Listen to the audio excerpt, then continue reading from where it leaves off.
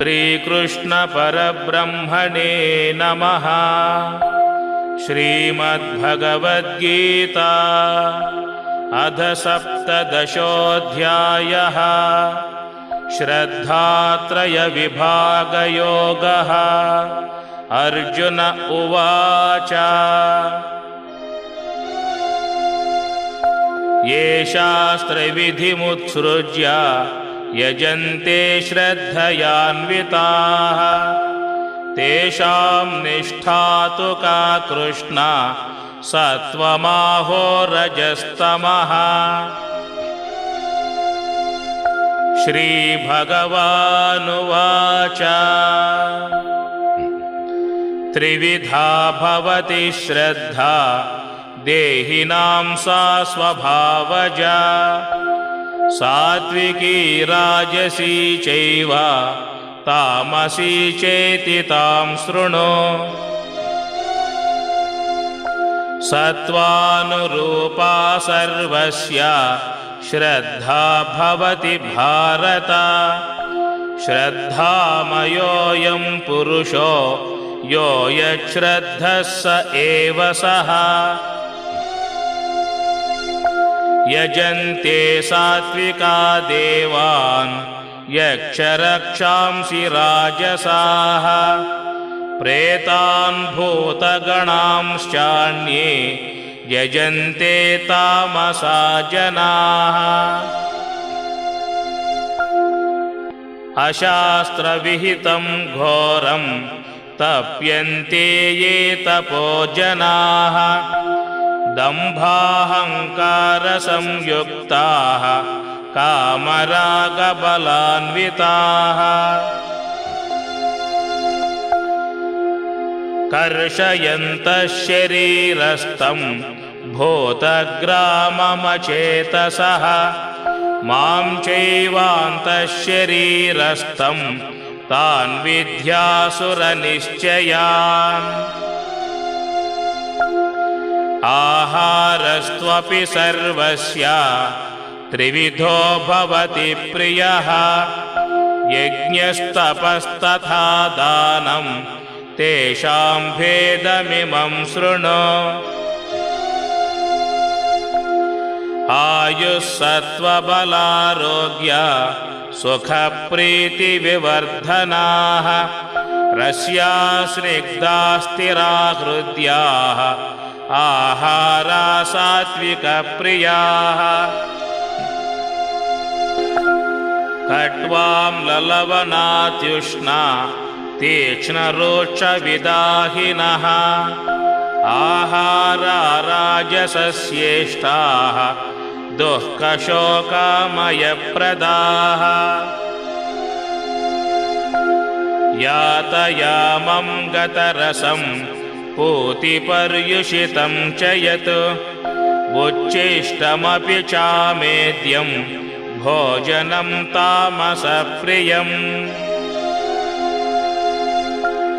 अफलाकाङ्क्षिभिर्यज्ञो विधिदृष्टो य युज्यते यष्टव्यमेवेति मनः समाधाय स सात्विकः।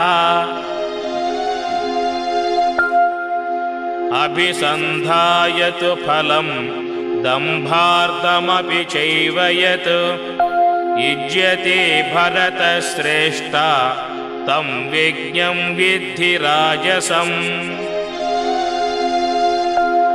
विधिहीनमसृष्टान्नं मन्त्रहीनमदक्षिणं श्रद्धाविरहितं यज्ञं तामसं परिचक्षते। देवद्विजगुरुप्राज्ञा पूजनं शौचमार्जवम् ब्रह्मचर्यमहिंसा च शारीरं तप उच्यते।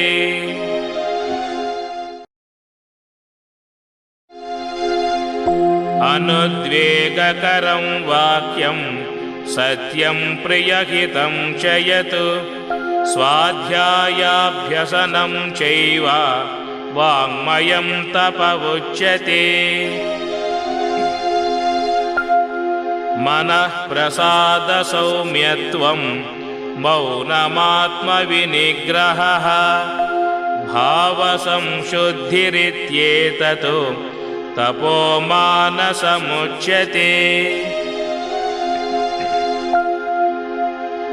श्रद्धया परया तप्तं तपस्तत्त्रिविधं नरैः अफलाकाङ्क्षिभिर्युक्तैः सात्विकं परिचक्षते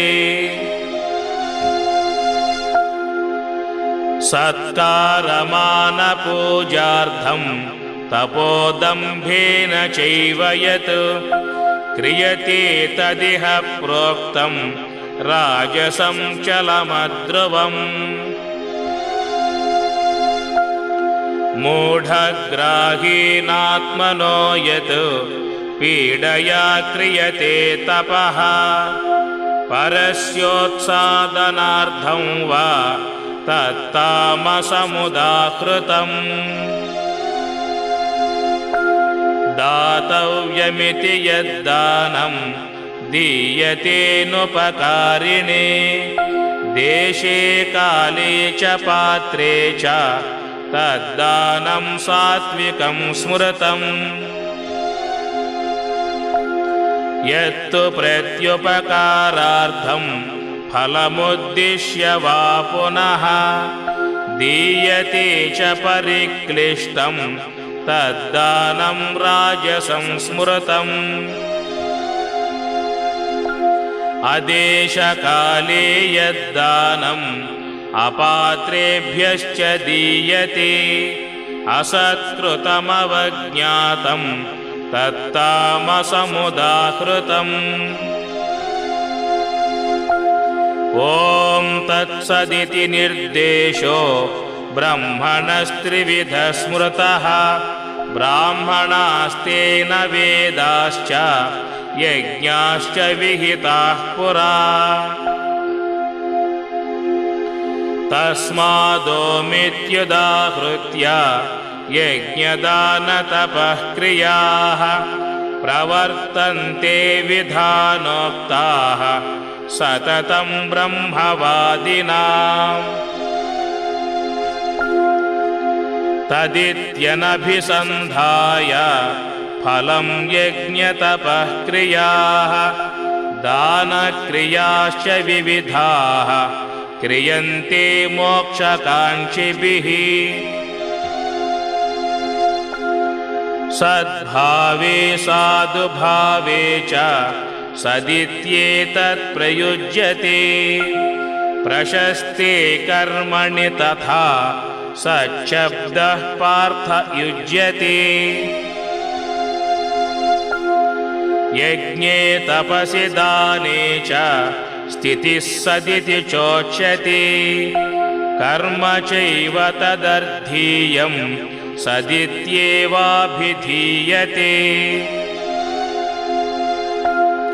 अश्रद्धया हुतं दत्तं तपस्तप्तं कृतं च यत् असदित्युच्यते पार्थ न च तत्प्रेत्य नो इह